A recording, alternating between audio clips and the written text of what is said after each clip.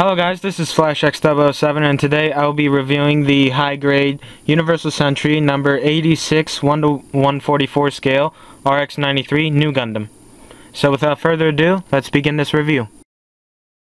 Okay, so what I first want to begin with is basically the details, and what I want to start off with first is basically the most important thing, and that's basically the stickers. So I'm just going to show you the stickers first up. We have stickers right here for the feet, and next up we have a sticker right there, a V-shape for the skirt, and then we have a clear sticker of Admiral Ray's symbol right there. Then, like any other high-grade model, you get camera sensor stickers, the basic green metallic ones.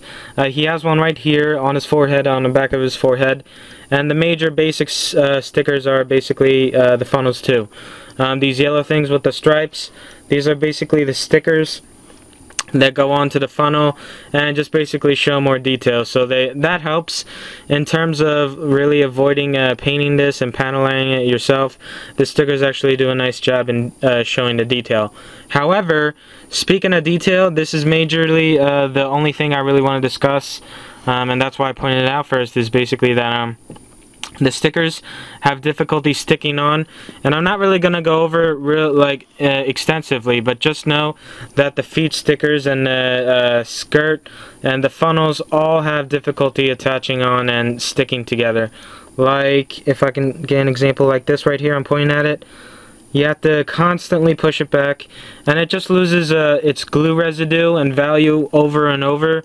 So basically, by 1 or 2 months, all these stickers are going to eventually fall off. So definitely preserve this if you have one, and if you plan on getting one, maybe look into the master grade. That might offer a better sticker experience, but for this, it has a nice, mean, offensive, aggressive look. But this sticker issue really addresses a problem that I'm not really it's the only thing that makes me unhappy with it. Now, speaking of other details, we have like gunmetal gray inner frame. Just to move on from the sticker fiasco, but anyways, the inner frame is very beautiful in my opinion. Not many high grades have this type of detail, especially for the legs right here. We have pistons right there, and then we have wires on the back, so it just stresses and shows how much detail that's put into it, so that's really great. Next up, the head, believe it or not, really shows a lot of aggressive features. It really brings out this offensive, mean look to the RX-93, and it's a very nice high grade overall. And in terms of proportion, nothing's very unproportionate.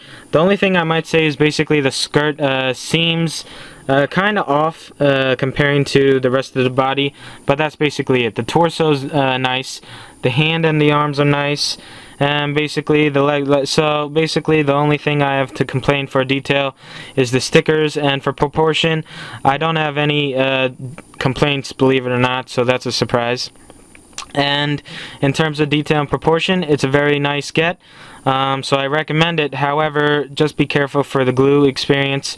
It might be different with your stickers if you decide to get a high-grade Universal Century RX-93, but if you don't, I hope this doesn't really creep you out or make you fear of having the same problems. Just basically look at the RX-93 and also the master grade, and just make some choices, because I already know that it has some forms, like the heavy weapon system and the RX-93 V2, which is basically new 2, and basically that's it for that. Okay, so I'd like to begin next with the articulation, and without further ado, let's begin that. First up, for the feet, it moves forward and back, up and down, as you guys see right there, and it also moves side to side, and it feels very articulate and moving. However, the armor, I understand, kind of blocks it, so if you really want to modify it and give it more articulation, maybe cut the armor a little, and it'll definitely have increase in articulation. Now for the next thing, basically the thrusters, like the unicorn, it has open and closed thrusters right here, except the unicorn only reveals his when he's in destroy mode. but basically this is another nice feature, and this is just where the gunmetal gray comes in place and just shows how great the model is. Just check the detail right there and just the color. It really brings out the RX-93 in my opinion. But moving on, for the legs, to be honest, the back skirt kind of blocks it from going any further, but to be honest, this is the highest it can go. I'm going to say 90 degrees just because I don't really know how far it can move roughly in degrees, but basically it's very articulate when it comes to that. And also, of course, you can move it back and forth, and actually maybe 360 if you try it hard enough. It's probably on like a ball point right here, but it doesn't really need that. And next up, you can move the torso actually 360, as you guys see right there. And next up, last thing we have is basically the arms, the hand, and the head. So let's move on to the arm first. The arm can move all the way around, but the funnels on the back are blocking it. So let me do it with the other one. Basically, it can move all the way around, and the arm can bend 360, and it's on a separate joint. So basically, it can also turn 360 like that, and that's basically it. And as far as the hand goes, the hands are also on separate ball joints, so these can move 360. Next up, the head, and basically I'm not going to really show you guys much of the head because it can move 360, but the armor right here on the sides and the neck and the back armor right here on its head, it kind of blocks it from turning 360. I mean, I've done it before off camera, but I hear this awkward sound whenever I attempt it, so I want to avoid breaking it or damaging the model. So basically, in terms of articulation, very satisfactory. And again, you don't really need a stand for this to make it look good. This thing looks good and aggressive and offensive and intimidating just by standing like this, especially the face right there. The face has a nice bold statement about it, that it gives off this nice strong strengthy look. So basically it's a very, very nice high grade model, and I'm definitely glad that I chose it as my first. And to move on, I'd like to go over the weapons and the extras and just wrap it up. So let's begin with the funnels. Basically, when everybody hears RX-93, they probably think of the funnel system, and I give them reason to, because it's a very nice design. It looks nice and basic, but it's really good. And basically, I'm just going to show you the three forms that you can use with it. The first form is just this straight edge, basically like a straight funnel. And next up, we have a folded up funnel, which is basically what this is. It just folds up the end right here, so it looks better in terms of looks. And last, we have the amazing attack funnel, which is basically this, as you guys can see right there. And basically that's it for the funnels. I'm not really going to detach them, but you have a set of 6, and if you have an extra RX-93, you can actually have 12 funnels instead of 6, because they add an extra shoulder piece. So that's nice, and that wraps it up for the funnel coverage. Next up is the rifle and the bazooka. So what I'd like to go over first is basically the trigger finger. This trigger finger is especially made for the weapons, the bazooka and the rifle. And basically you remove it and you attach it onto the bazooka if you want to just switch around in case you want to hold one or hold the other, or store one or store the other. So that's up to you. But in terms of design and details, it's very nice, and we can actually have a lot of panel line options right here, some here, so basically it's very well detailed. And overall, I think the model really has like this aggressive feature, so these weapons also actually prove to be aggressive and intimidating and very offensive.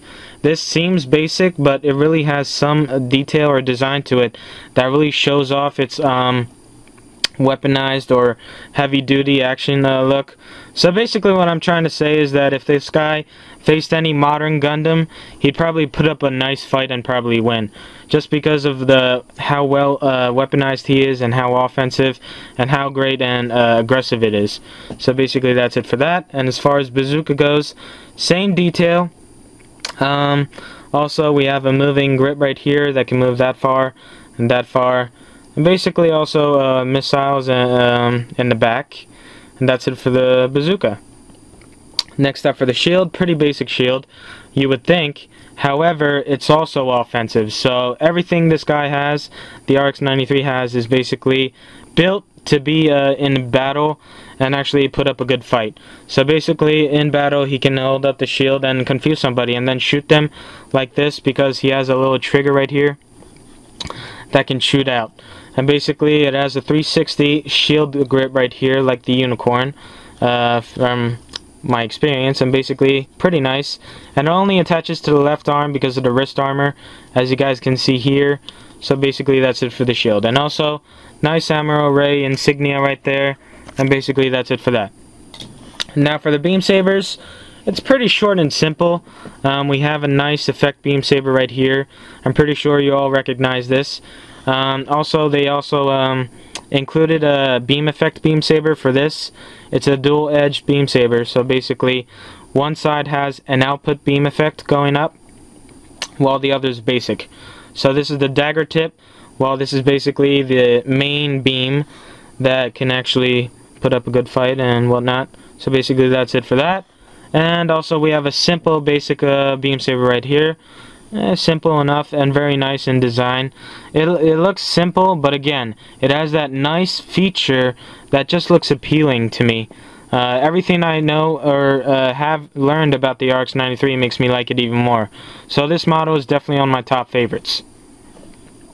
So to begin, actually to end it, I'd like to go over the 3 extras right there and just wrap it up with my final thoughts.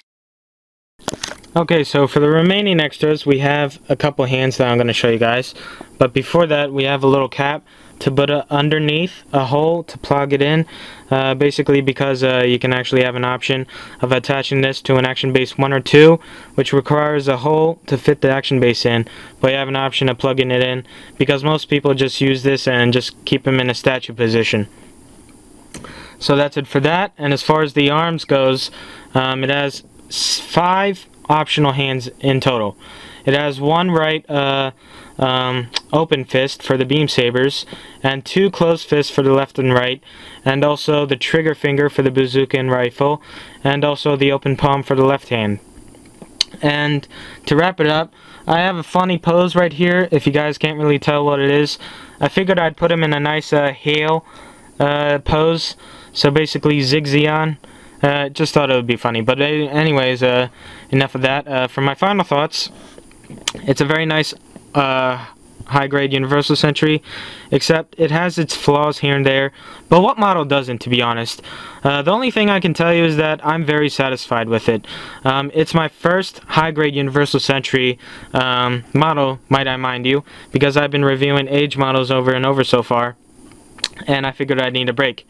But the experience and satisfaction I got from this is unrivaled to the satisfaction I've gotten from the age models. So basically, it's really nice to check out taste and just try this and that and see what you like and see what you don't like.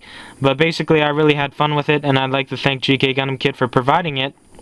And you can check the links in the description for more information, and also check my blog reviews, which I'll be doing after I record and review the videos. But basically that wraps it up there, and this is FlashX007 signing out, and I hope you look forward to my next videos.